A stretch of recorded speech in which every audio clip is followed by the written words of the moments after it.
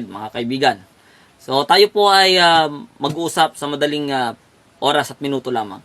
Tayo ko lang pong talakayin yung nabanggit po doon po sa video na kanilang in-upload sa YouTube, mga minamahal na mga kaibigan. Ang nag-upload po nito ay sila Arnel Alaurin.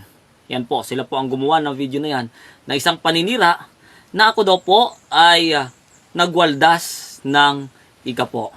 Unang-unang mga minamahal na mga kaibigan, wala po silang ebidensya na mayroong ika po na winaldas.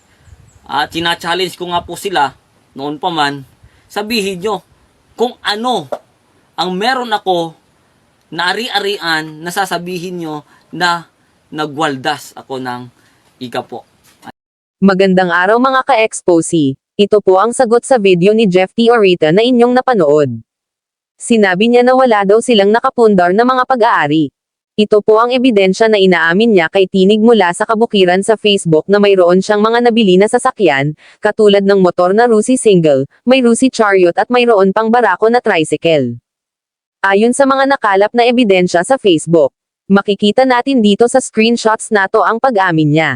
Basahin natin ang unang ebidensya. Okay, nakaguhit ng pula ang salaysay ni Jeff T. Orita. Ito po ang kanyang pahayag na, may barako kami na tricycle na ito ay service namin sa gawain. Pangalawa, kung kalooban ng Diyos nagkaroon kami ng Rusi Chariot para sa gawain, at ipinagkaloob naman. Sabi niya dito sa huli ay wala po kami napundar, isang kasinungalingan ito. Mayroon pa, basahin natin ang pangalawa. Ito yon, sabi niya kay Tinig sa kabukiran, meron akong isang Rusi na motor na ito ay service namin sa aming country living sa Palawan. Ayan, malinaw na inaamin niya sa kausap niya. Mayroon pa, sabi niya ulit sa kausap niya na si Tinig sa kabukiran ay ganito, basahin natin. Tinulungan ako ni Papa matapos yung ilang buwan sa motor dahil ginagamit namin sa gawain yon, kaya yung tanong mo po, syempre gamit sa gawain yan, sa pera ng gawain yan galing. Sa tights yan galing, sa tights yan galing. At yung tricycle na barako ipinapagamit sa kanyang kapatid na labag o backslider. Sana pinagamit nila sa mga kapatid na walang sasakyan. Yung lupa na binili ni Jeff T. sa Palawan na nabanggit sa unang video na lumabas ay itinanggi niya, samantalang digyan sa kongregasyon dahil nga tuwang-tuwa ng ang kanyang nanay at exited na ibalita sa mga kapatiran sa Batangas nung panahon ng fellowship doon sa Batangas. Pag nahanap ko sa mga video file ko, ipa-plug ko ulit sa YouTube. Karapatan niya mag-deny. May mga gamit pa siya katulad sa tablet na ginagamit niya ay galing din sa tights.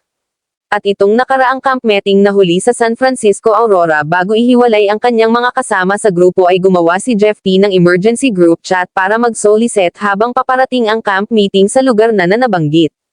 Lahat ng mga naipundar na mga gamit na yan ay nakita ng dalawang mga mata ni Mr. Exposee at ng kanyang mga kapatid sa pananampalataya. Lahat po na salaysay ay totoo at makabuluhan, hindi kasinungalingan yan. Malinaw sa mga bumabasa ng salaysay ni Jeff T. Orita sa Facebook. So, ilang sasakyan at mga gamit mayroon sila Jeff T. Orita? 3 pong sasakyan, isang chariots na Rusi, isang barako na tricycle at isang motor na Rusi din na single. Malinaw na may naipundar siya gamit ang mga tights. Ano sa palagay ninyo mga ka-exposee? Umaamin ba o umaamin talaga?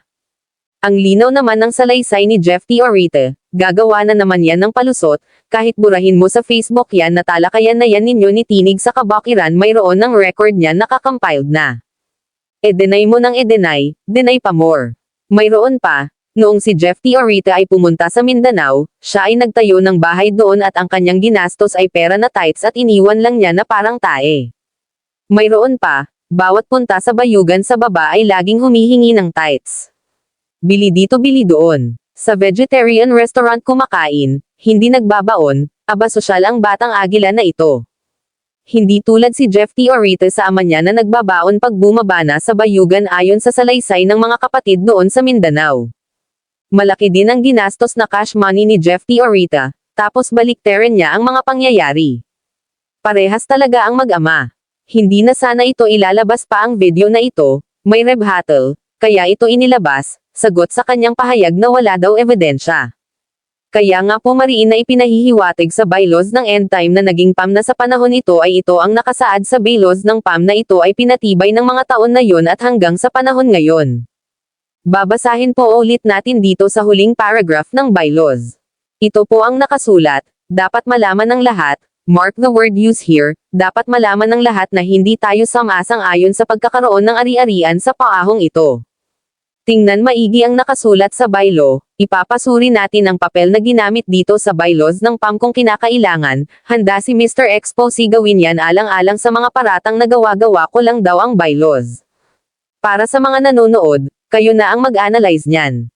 Ang kasunod na video na inyong nakikita ay screen-recorded video kung paano ko inisa-isa o hinanap ang mga pahayag niya na magsisilbing mga ebidensya. Kung mayroon pang mga expose si Jeff T ay handang sagutin ayon sa kanyang pahayag. Hanggang dito na lang ang video na ito. Maraming salamat mga ka-expose sa inyong panonood ng aking video. The truth will set you free. More power and God bless you. Mga kaibigan,